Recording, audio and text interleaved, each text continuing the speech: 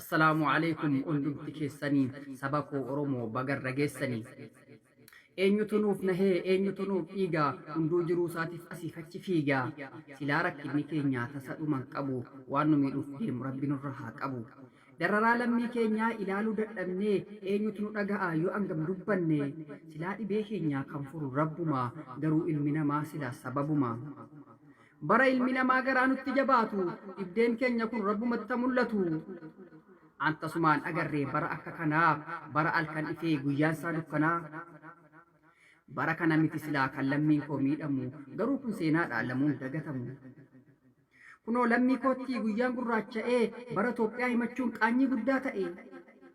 Maaf ijaan nu laaltanii maaliif nu jibbitu yeroo lammiin keenya hidhaatti rakkatu.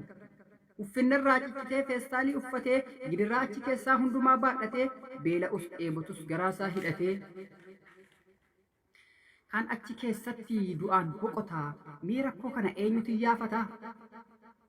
Lakkisaa jarana seenaan balleessinaa dhaloota dhufu maqaan xureessinaa. Hojjadhaa seeraan ummataaf dhaabbadhaa osoo lubbuun jirtanuu seenaa dabarfadhaa. Saba guddaa kana sitti miitanu yoo ofii dadhabdan hawaasan hirmaachiftanu. Namni kan waamamu silas waa lamaanii tokkoon hojii badaadha tokkoon gaarummaanii. Isin kana keessaa kamitti waamamtu utuu lammiin keenya alatti gidirfamtu. Maal taatan jarana lammiidhaaf birmadhaa warra lubbuudhaan hafe biyyatti galfadhaa. Wallaahi baranaa ilma salphanne seenaan keenya akkasitti takkumaa hin cabne. Seenaan laaftuu miti maqaa nama xureessaa addunyaan qaroomeera waan hedduu barreessaa. Maal taatan jarana meemee of yaadadhaa qaamaaf qalbiidhaan lammiidhaaf dhaabbadhaa.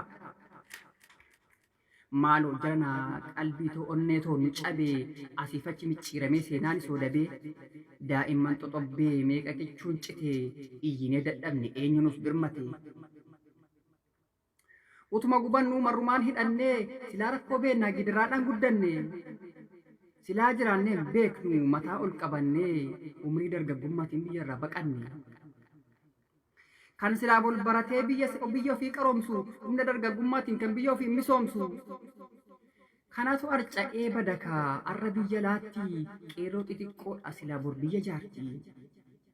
Kanarra utuu aangoo qabu afaaniin callisu lammii kanaa bar kan bor biyya guddisu. Ilaamee mootummaa qaamoleen hawaasaa mee walitti kottaatii saba rakkoo baasaa. Daa'imman xixiqqoon faan naman gaddisiisu qaamni sikichuudha danda'ee hin ciisu.